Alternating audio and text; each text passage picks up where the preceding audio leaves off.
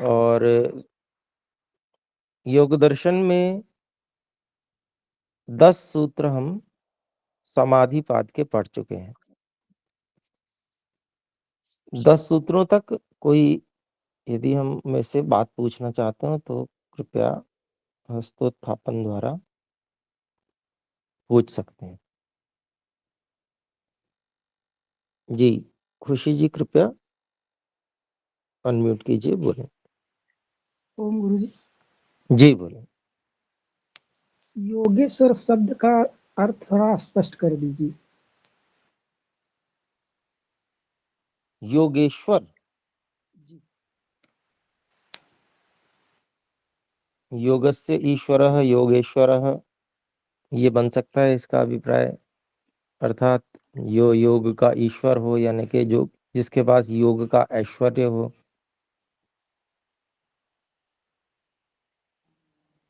जी बिल्कुल। ठीक है जी, और कोई बात? ठीक है, तो फिर हम आगे बढ़ सकते हैं। इसमें अपने को एक कार्य और मैंने आपको दिया था कि इसमें हमको जो भी विकल्प वृत्ति है इत्यादि, इसमें हमको क्लिष्ट अक्लिष्ट वृत्ति जो है वो खोजनी है। तो इसके विषय में यदि हम में से किन्हीं ने कोई चिंतन किया हो, विचार किया हो, तो उस पे हस्तोत्थापन द्वारा बताएं। जी बहन डॉक्टर संध्या जी कृपया बोलें। नमस्ते आचार्य जी। जी नमस्ते। मैंने विकल्प वृत्ति को थोड़ा समझने का प्रयास किया है, आप जरा मार्गदर्शन करेंगे। जैसे यहाँ पर उदाहरण विकल्प का दिया हुआ है, पुरुष की चेतनता, और इसे हम अन्य किसी उदाहरण से अगर समझना चाहें तो आत्मा की अमरता कह सकते हैं इसको। जैसे पुरुष की चेतनता, किसी अन्य देखिए दोनों उदाहरण। चीज, अच्छा जी, अन्य उदाहरण के रूप में आत्मा की अमरता, क्योंकि हमें ये जी इसका ज्ञान शब्द से हो रहा है, लेकिन इसमें कोई वस्तु नहीं है, वस्तु का अभाव है। बिल्कुल बिल्कुल ठीक है, आपने उदाहरण बिल्कुल ठीक समझा है जी, बिल्कुल ठीक उदाहरण विकल्प वृत्ति का है जी। ये कोई भेद क्योंकि नहीं है। अमरता, हाँ अमरता एक निषेधात्मक गुण है, यानी कि मरना नहीं, नहीं जी मरना, जी। ऐसा कोई गुण वास्तव में नहीं होता है, लेकिन ऐसा लगता है कि जैसे ये गुण है। ठीक बात तो है। जैसे आगम में पदार्थ के विषय का ज्ञान होता है, ये भी वो शब्द ज्ञान से होता है, लेकिन ये भी शब्द ज्ञान से है, लेकिन वस्तु नहीं है इसमें। दोनों में कोई भेद ही नहीं है, आत्मा अमर ही है। तो ये तो विकल्प वृत्ति हुई, लेकिन इसको जब क्लिष्ट किस तरह से होती है, जब हम इस अभेद में भेद को देखते हैं, आत्मा को शरीर समझ करके उस मरण धर्म का आरोप उसके ऊपर कर लेते हैं, तब ये वृत्ति क्लिष्ट बन जाती है। और जब इसको अमर ही समझते हैं, शरीर के साथ मरा हुआ नहीं समझते, फिर ये वृत्ति अक्लिष्ट रहती है। जी ठीक बात है, यानी कि समझने वाला उसमें विपर्य को मिला रहा है, विपर्य वृत्ति को मिक्स कर ले रहा है, इस कारण से वहां पर वो क्लिष्ट के तो क्षेत्र में चली जा रही है। विकल्प जो है फिर क्लिष्ट बन जाता है। ठीक बात है ये थोड़ा सा इसमें है तो जैसे देखिए इसमें अपने लोगों को कैसे देखना है कि जैसे आपने उदाहरण दिया कि आत्मा अमर है, जी और समझे भी व्यक्ति ठीक, गलत ना समझे, लेकिन फिर भी वो क्लेश विषय में चला जाए, जी तब वो विकल्प शुद्ध होते हुए, विकल्प वृत्ति शुद्ध होते हुए भी क्लिष्ट में आ जाएगी।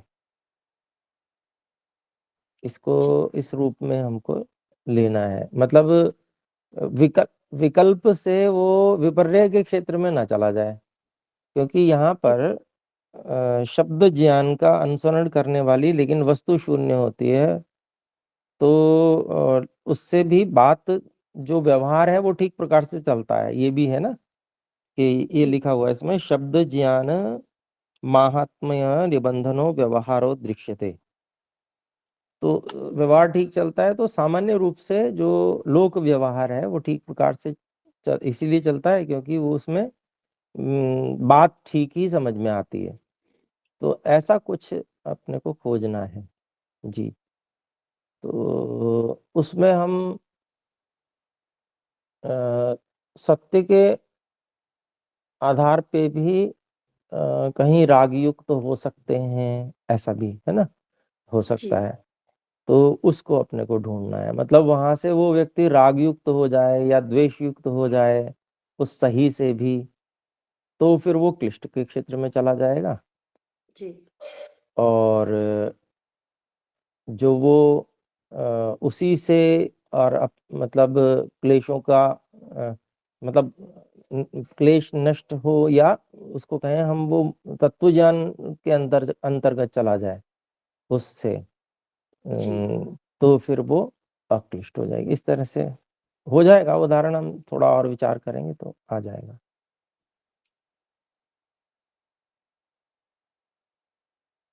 जी बहन संतोष जी कृपया बोलें।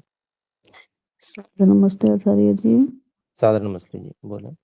जी, इसमें विकल्प वृत्ति में एक उदाहरण मैंने भी जो है लिखा, बस एक ही वाक्य है, जैसे कि वह व्यक्ति निर्धन है, तो धन का अभाव है यहाँ पर, तो क्या यह भी विकल्प वृत्ति के अंतर्गत ही आएगा हमारा?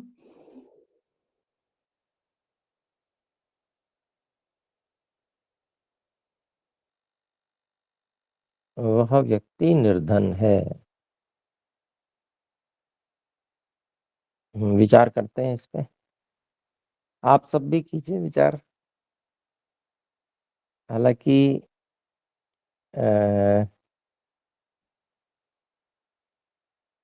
निर्धनता कोई धनात्मक गुण नहीं है इस रूप में यदि देखा जाए।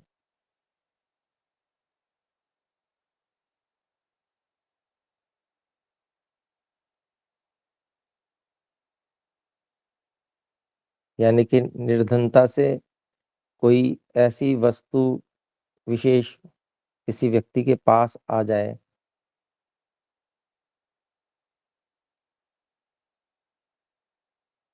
अगर ऐसा ही है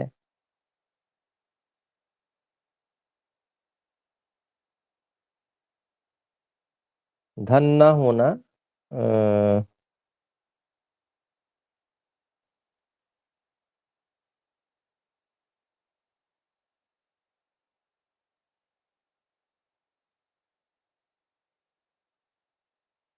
हो जाएगा, बिल्कुल हो जाएगा। ये भी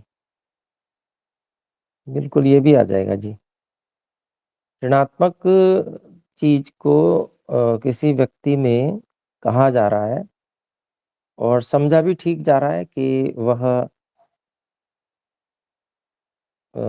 अर्थात दरिद्र है।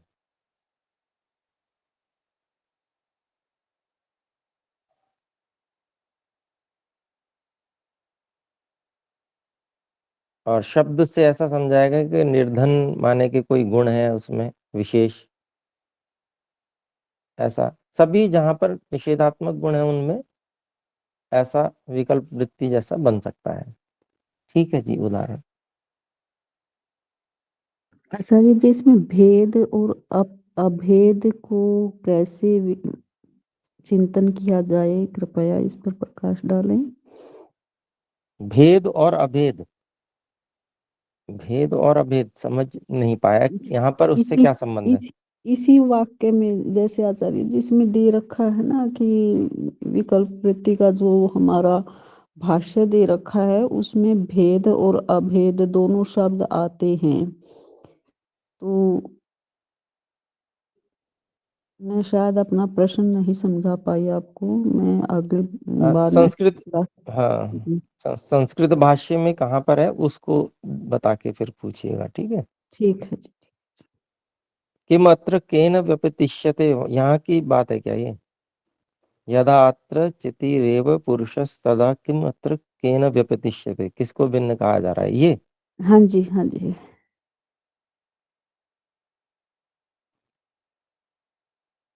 भाई चिति एव पुरुषः, ये धनात्मक गुण के बारे में है, हाँ? जो आपने उदाहरण दिया था वो अलग था, ऋणात्मक गुण।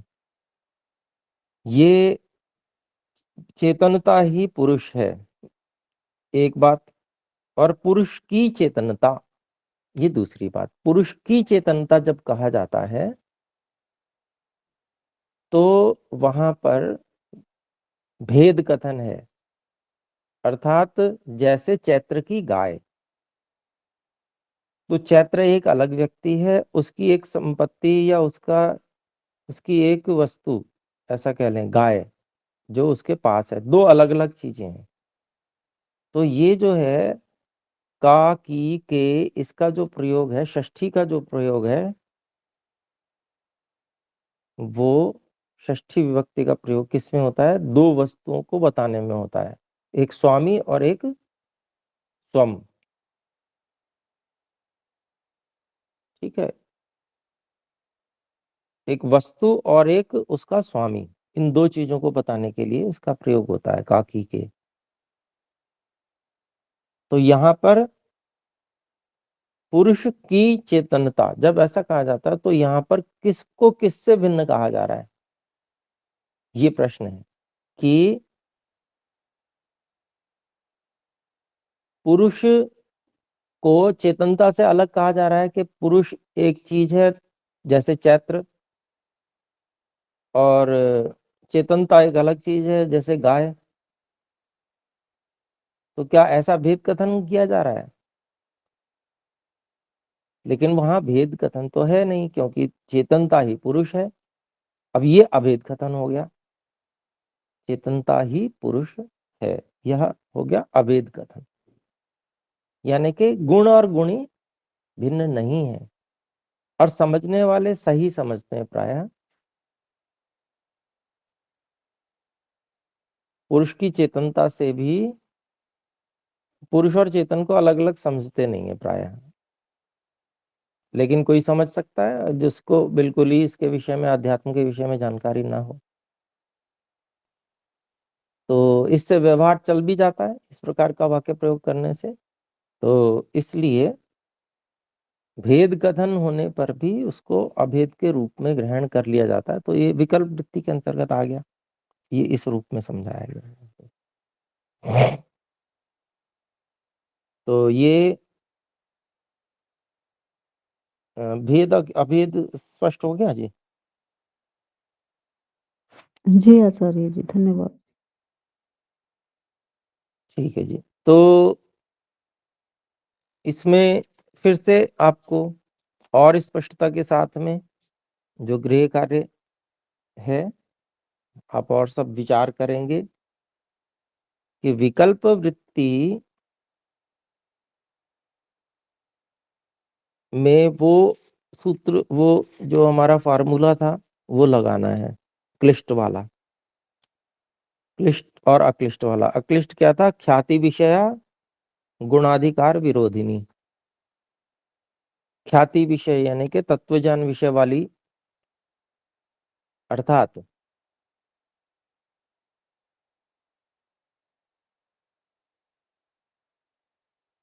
जो विकल्प वृत्ति बने वो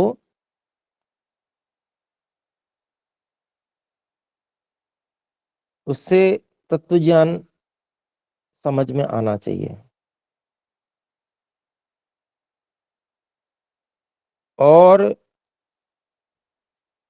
उससे व्यक्ति ईश्वर की ओर उसका रुख हो जाना चाहिए, ईश्वर की तरफ उसका मतलब विचार शक्ति मुड़ जानी चाहिए, तब तो हो जाएगी वो अक्लिष्ट, संसार से हट जाएगी और ईश्वर की तरफ मुड़ जाएगी वृत्ति, ऐसे विकल्प वृत्ति से, तो ये हो जाएगी अक्लिष्ट। और क्लेश हेतु का कर्माशय प्रचय क्षेत्रीभूता, तो उसमें कहीं ना कहीं राग कारण हो जाएगा। बात सही भी समझ रहा होगा व्यक्ति, लेकिन उससे सांसारिक सुख प्राप्त करने की बात सोचेगा या द्वेष से युक्त होगा, और फिर उसके बाद में उसके कारण से व्यक्ति कुछ ना कुछ सांसारिक कर्म ऐसा करेगा जिससे उसके संस्कार सांसारिक विषयों के और अधिक बढ़ेंगे, तो वो हो जाएगी क्लिष्ट वृत्ति। ठीक है, और निद्रा के विषय में भी सोचिएगा।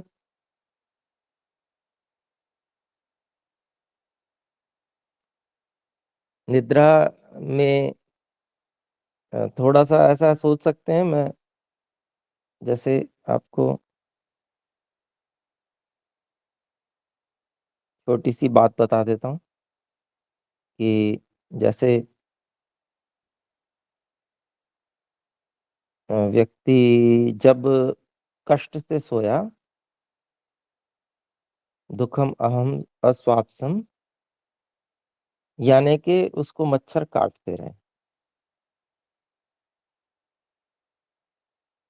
वो बहुत परेशान रहा, तो अगले दिन वो क्या करता है कि मच्छरों को मैं मार डालूंगा, द्वेष से युक्त हो जाता है।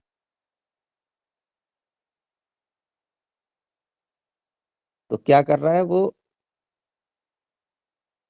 जो नए कर्म कर रहा है, उसमें सांसारिक कर्म है ना मच्छर को मारना, पुण्य पाप कुछ भी उसमें हम जोड़ सकते हैं, वो बहस का विषय नहीं है, लेकिन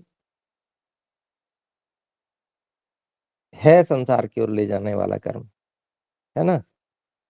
तो उसमें क्या है, नींद के प्रति राग है, और वो जो सुख नींद में मिलता है उसके प्रति राग है, उसके कारण से उसमें जो बाधा पड़ रही है उससे उसको द्वेष उत्पन्न हो रहा है, तो इस कारण से फिर वो कर्म करने पे तत्पर हो जा रहा है। तो सारी देखिए घटनाएं घट रही हैं, वो क्लिष्ट वृत्ति की जो परिभाषा है कि क्लेश हेतु का, कि उसमें राग कारण है, नींद में उसको सुख मिलता है तो उसमें राग उसका कारण बन रहा है, और कर्माशय प्रचय क्षेत्रीय भूता, क्लिष्ट, ये क्लिष्ट वृत्ति का उदाहरण हो जाएगा। तो ऐसे इसमें भी आपको बहुत ज्यादा उदाहरण शायद इसमें न बन पाएंगे, नहीं बन पाएंगे, लेकिन फिर भी प्रयास कीजिए, हो सकता है, क्योंकि देखिए विचार शैली विचार शक्ति सबकी अलग अलग है, कुछ ना कुछ सब विचार कर सकते हैं, तो उदाहरण इसके भी ढूंढने का प्रयास कीजिए। तो आइए आगे बढ़ते हैं। सूत्र संख्या 11 देखते हैं। अनुभूत विषया संप्रमोह स्मृति, अनुभूत विषय असंप्रमोश स्मृति, जो विषय अनुभव किए गए थे उनको न भूल पाना, वो स्मरण रह जाते हैं, वो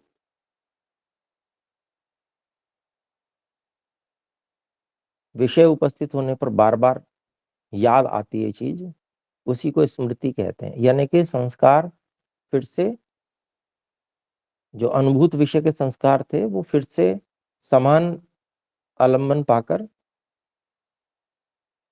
स्मरण हो आते हैं, वो एक वृत्ति स्मृति वृत्ति है। कितने ही लोग हैं जो अपने साथ हुए अन्याय को भूल ही नहीं पाते हैं, ये सारी स्मृति वृत्ति है, उसने मेरे साथ ऐसा किया था, तो ये स्मृति, ये वृत्ति है। तो इसका भाष्य देखते हैं, जितना हो सकता है आज देखते हैं, समय तो कम ही रह गया। व्यास भाष्यम स्मृति ही किम प्रत्ययस्य चित्तम स्मरति आहोसिद आहोस्विद विषयस्येति। तो भाई प्रश्न उठाते हैं पहले। स्मृति तो समझ में आ गई क्या है, अब इसके बारे में और गहराई से चिंतन कर रहे हैं। प्रश्न कर रहे हैं, क्या ज्ञान का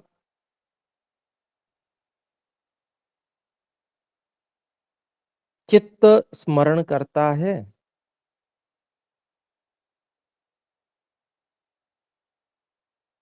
फिर कहते हैं आहुस्वित, या फिर विषयस्य इति, या फिर जो पिंड है या कोई वस्तु है उसका स्मरण करता है।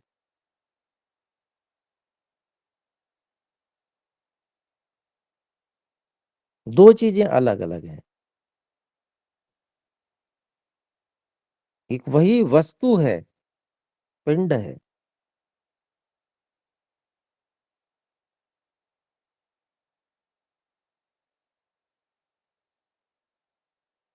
और दूसरी चीज मन में उपस्थित केवल ज्ञान है, उसके विषय, उसके लक्षण है उस वस्तु के। तो इन दोनों में से किस चीज को चित्त स्मरण करता है, ये प्रश्न है। फिर आगे देखते हैं, ग्राह्योपरक्तः प्रत्ययो ग्राह्य ग्रहणो भयाकार निर्भासस्तज्जातीयकम संस्कारमारभते। तो इसका उत्तर देते हैं, प्रश्न पहले प्रश्न किया फिर उत्तर देते हैं। देखिए, ग्राह्य उपरक्तः प्रत्ययः, ग्राह्य ग्रहण उभय आकार निर्भासः तत् जातीयकम संस्कारम आरभते। तो अभिप्राय हुआ, ग्राह्य अर्थात जो ग्रहण करने योग्य वस्तु है, वो वस्तु, वो पिंड, उससे उपरक्त रंगा हुआ प्रत्यय, जो ज्ञान है। वस्तु, सीधी वस्तु तो आ नहीं सकती है, लेकिन वस्तु की आकृति, उस वस्तु का पूरा आकार वो होता है, और उसके संबंधित ज्ञान भी होता है, उसके लक्षण, उसकी विशेषताएं। तो पिंड की आकृति, जो सामने से जो उसका रूप रंग है ना, वो सब चीजें। लेकिन कुछ चीजें ऐसी होती हैं जो चित्र के साथ में नहीं आ सकती हैं, उस वस्तु की चित्र के साथ में। जैसे उसका भार है, देखने से भार का अनुमान लगाया जा सकता है, वैसे यूं नहीं होता कि वो पता ही चले। कितने ही बार एकदम जैसे जो वेट लिफ्टिंग वाले जो वेट होते हैं गोल गोल, वो ऐसे बनते हैं जैसे बिल्कुल लगेंगे लोहे के हैं, होते वो रबड़ के हैं, तो उनका बहुत भार हल्का होता है। तो देखने से फिर वो वहां पर जो वृत्ति बदल जाएगी, वो विपर्य वृत्ति में चला जाएगा। इतनी समानता है उसमें कि वो लगते हैं कि जैसे लोहे के जो वजन रखे हुए हैं।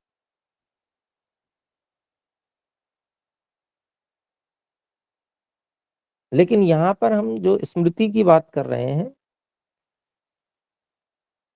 कि वो वस्तु उस वस्तु से रंगा हुआ, यानी कि वस्तु की जो विशेष आकृति है, उसका जो रूप रंग है, वो सब कुछ वैसा कैसे वैसा ज्यों का त्यों वो पिंड दिखता है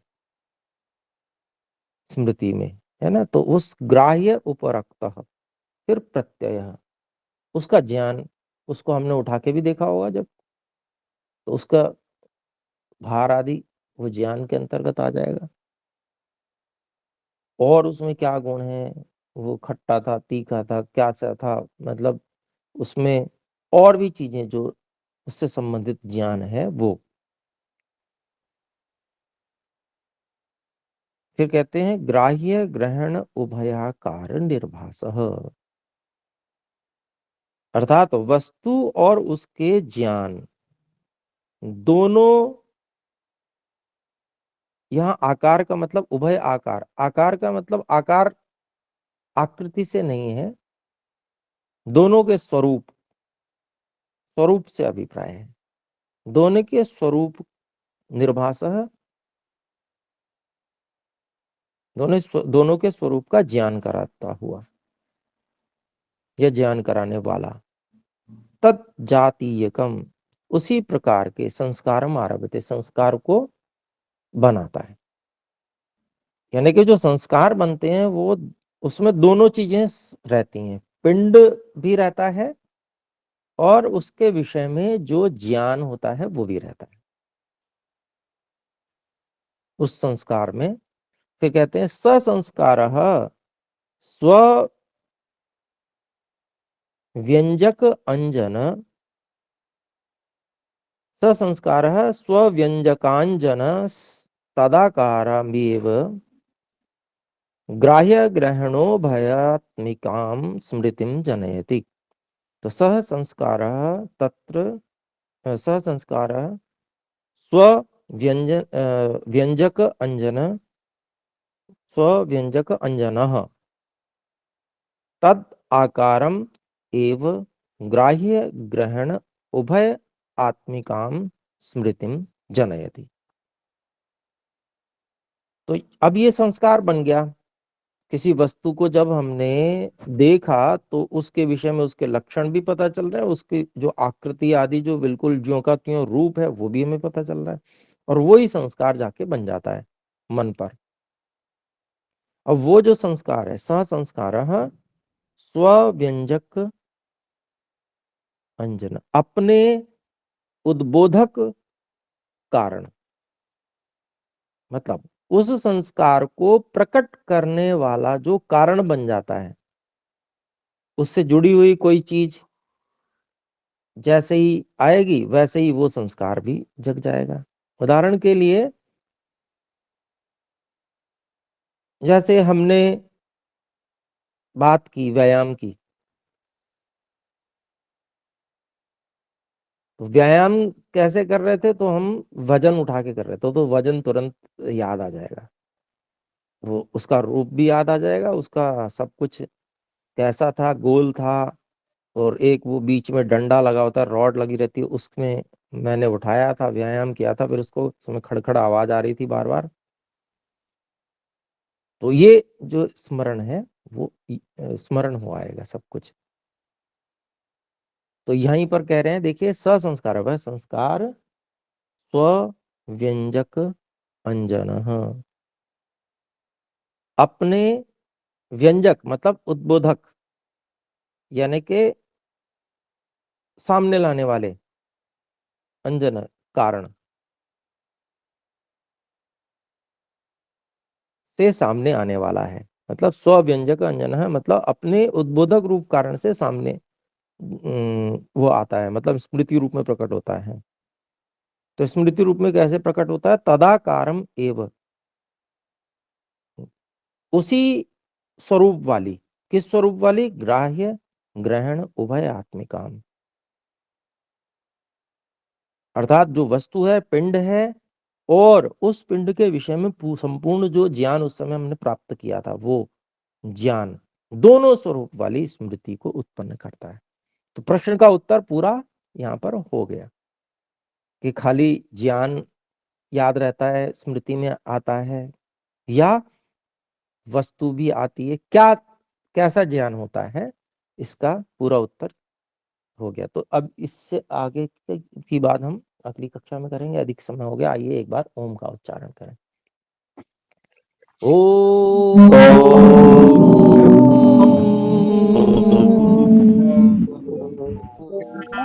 सर्वभूतो नमः।